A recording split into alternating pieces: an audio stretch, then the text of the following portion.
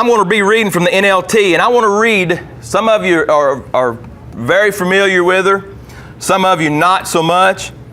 Either way, I want to refresh you. And so listen as I read from the NLT, starting in verse 10 of Proverbs 31, when it starts describing her. Who can find a virtuous and capable wife? She is more precious than rubies. Her husband can trust her, and she will greatly enrich his life. She brings him good, not harm, all the days of her life. She finds wool and flax and busily spins it. She's like a merchant's ship, bringing her food from afar. She gets up before dawn to prepare breakfast for her household and plans the day's work for her servant girls. She goes to inspect a field and buys it, and with her earnings, she plants a vineyard. She's energetic and strong, a hard worker. She makes sure her dealings are profitable, and her lamp burns late into the night. Her hands are busy spinning thread, her fingers twisting fiber. She extends a helping hand to the poor and opens her arms to the needy. She has no fear of winter for her household, for everyone has warm clothes. She makes her own bedspreads. She dresses in fine linen and purple gowns. Her husband is well known at the city gates where he sits with the other civic leaders. She makes belted linen garments and sashes to sell to the merchants. She is clothed with strength and dignity, and she laughs without fear of the future. When she speaks, her words are wise, and she gives instructions with kindness. She carefully watches everything in her household and suffers nothing from laziness. Her children stand and bless her. Her husband praises her. There are many virtuous and capable women in the world, but you surpass them all. Charm is deceptive, and beauty does not last. But a woman who fears the Lord will be greatly praised. Reward her for all she has done. Let her deeds publicly declare her praise. I have discovered through the years, and I didn't know this, but I have discovered through the years, talking to a lot of different people and a lot of different women, that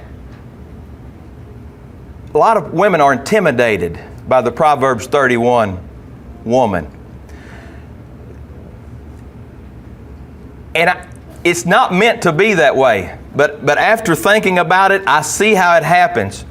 Proverbs 31 is a lot of times, it's the go-to chapter for Mother's Day. A lot of times the preacher thinks, what am I going to do on Mother's Day? You can't go wrong with Proverbs 31. And so women and mothers and ladies, they all come to services on Mother's Day, and they hear about this woman in Proverbs 31. And instead of being uplifted and leaving energized, they feel defeated, and they feel like, I am so far from this. And so it ends up having the opposite effect on many women. Again, fascinating, but something I never thought about. And I'm not blaming preachers for doing this. I mean, I've preached Proverbs 31 a lot of times, especially parts of it on Mother's Day.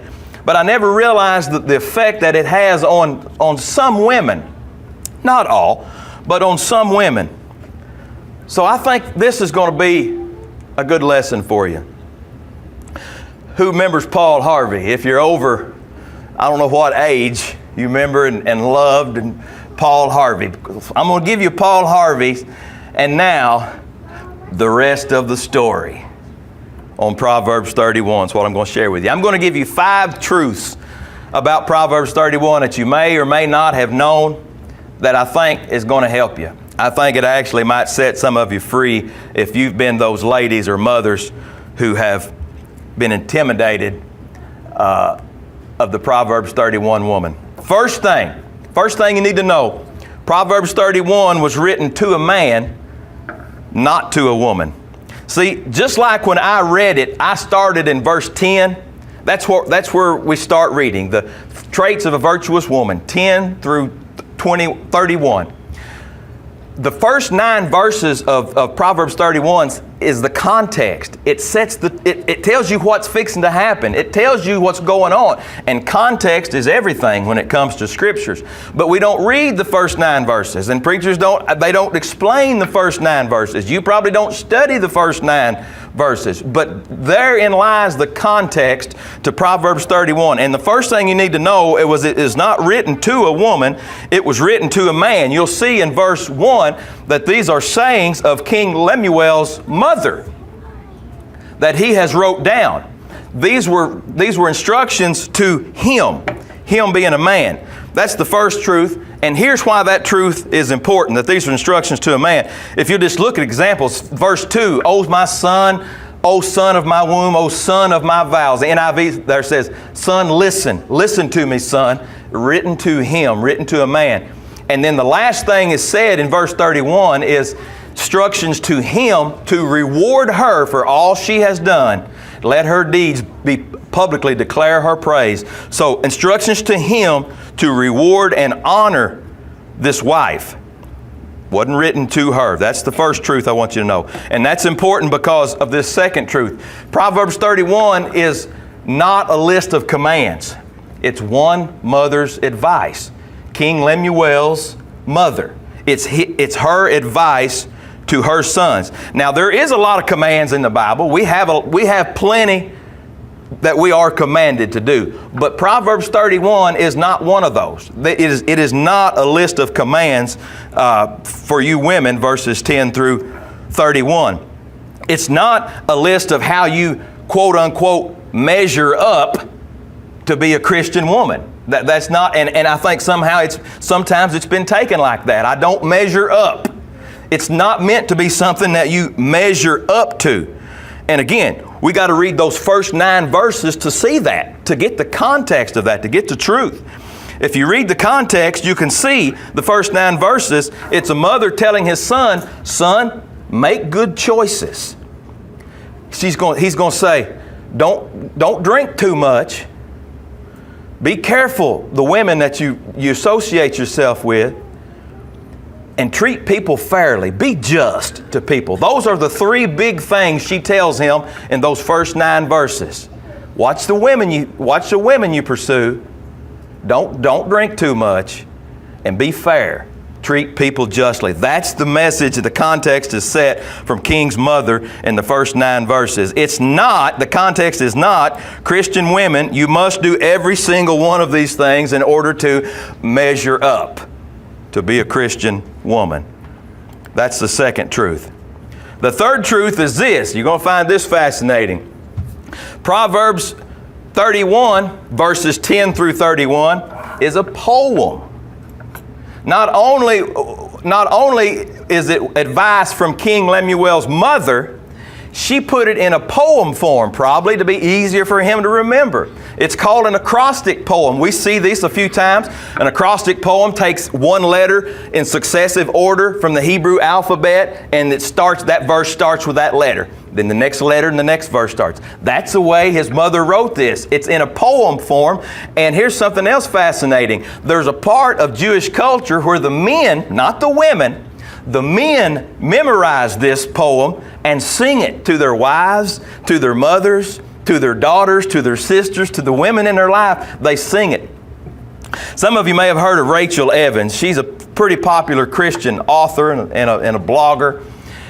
She wrote a book, and in one of her books, she talks about the Jewish woman that she befriended that told her this, that a portion of the Jewish culture, the men memorize Psalms 31 and they sing it. And her husband was one of them that did that. They did it every year on the Sabbath. When they celebrate the Sabbath, he'd break out the guitar or whatever they stringed instrument, and they would sing in this poem in the form of song to his wife and to his daughters.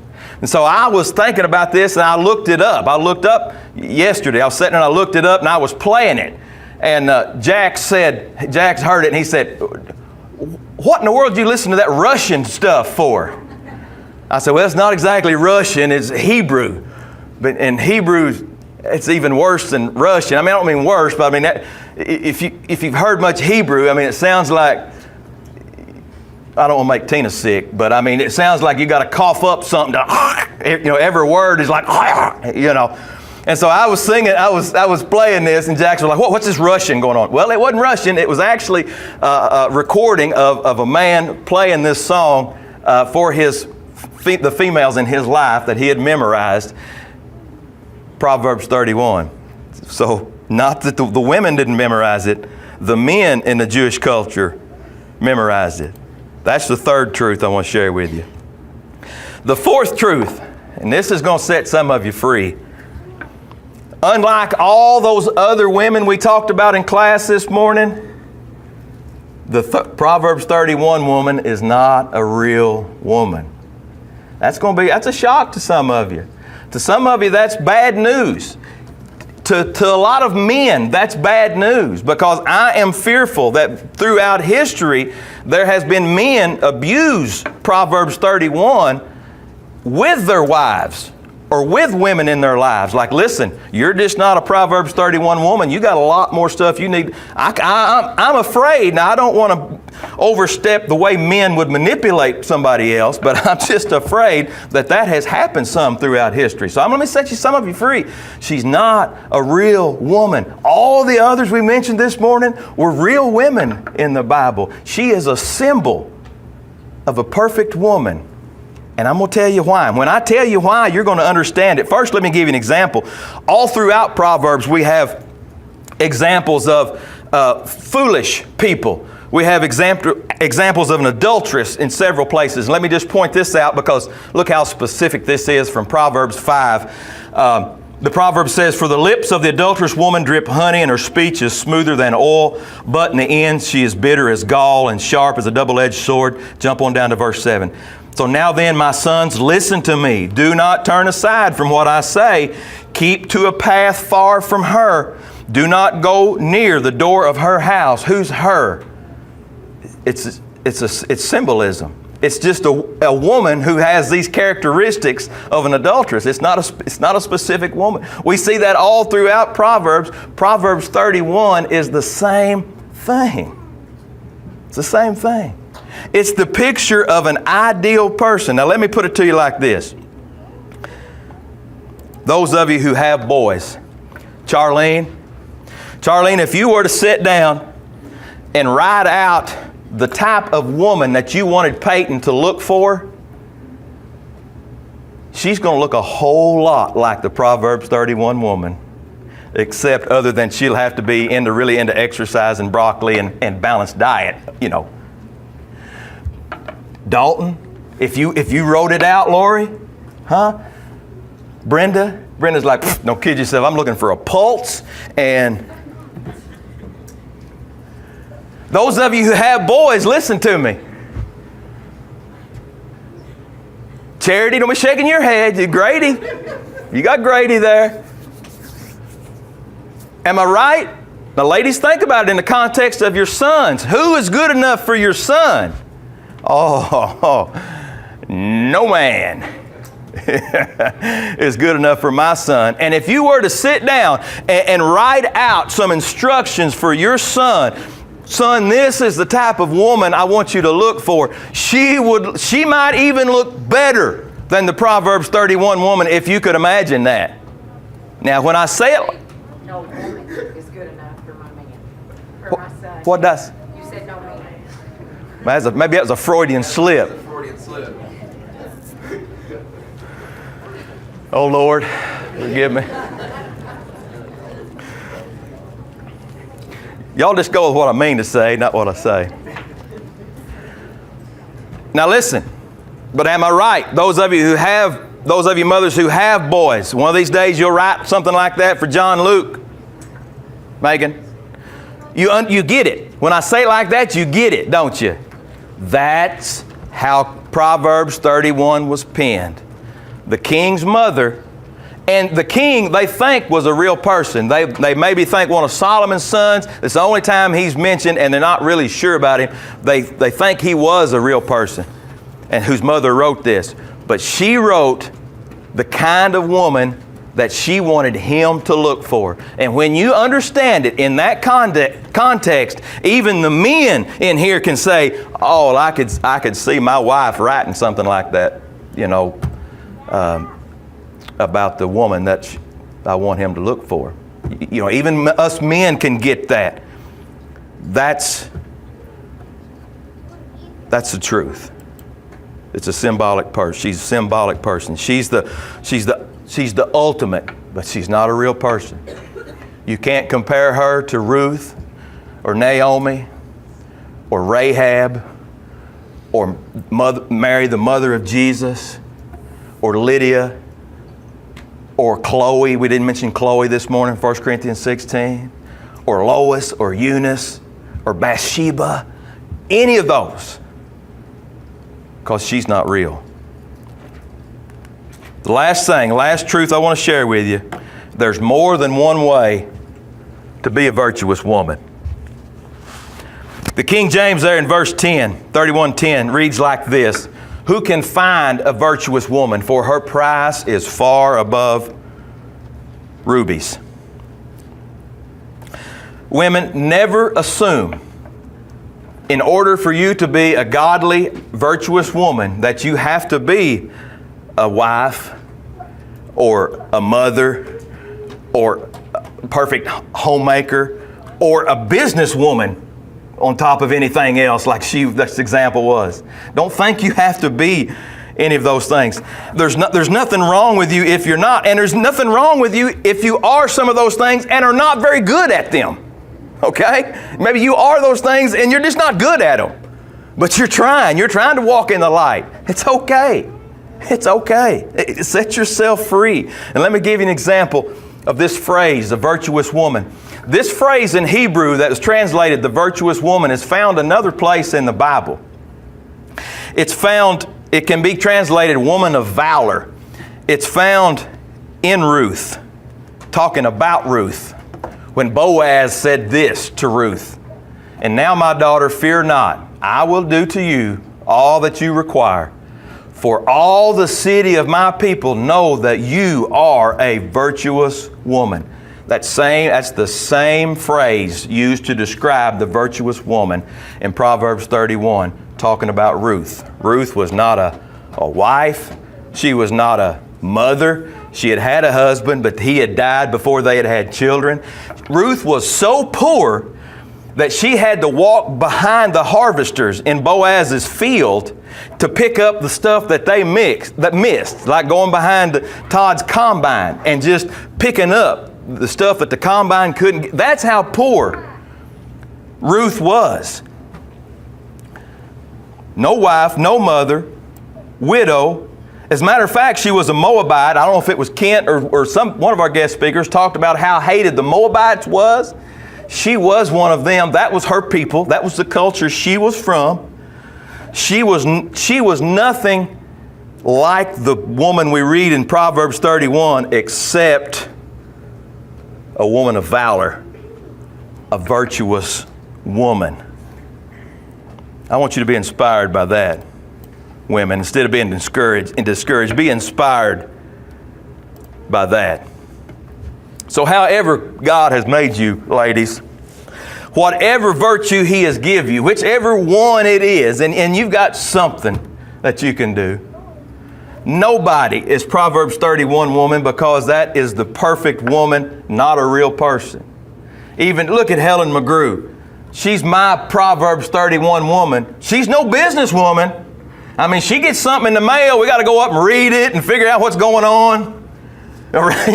Nobody is the Proverbs 31 woman. But all of you together make her up. Do you know that? Everybody has something. All you ladies have something. Whatever that something is, use that for God's glory. And then about you too, we will say, oh, what a woman of valor. What a virtuous woman.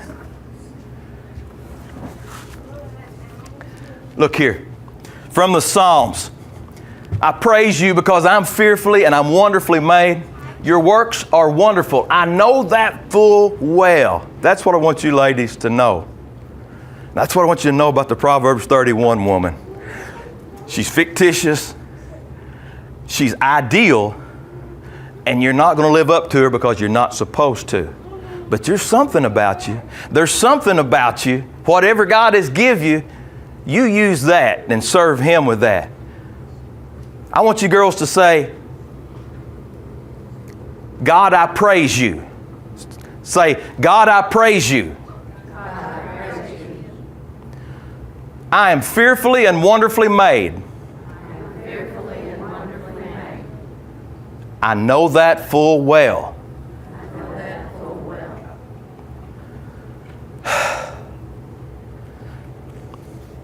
I'm looking for Rick Ermert to roll out the body at any moment, guys. You did not convince me at all on that. Listen, this is the truth. Now, this is the truth. It's time to stop thinking that you're somehow inferior because you let me put 2 bulbs of garlic when it was supposed to be 2 cloves. For goodness sakes. This is the businesswoman. My goodness. She's buying the field and makes a profit on it. Listen, let's try this again, ladies, but act like you believe the Scriptures. God, I praise you. God, I praise you. I am fearfully and wonderfully made. I am fearfully and wonderfully made.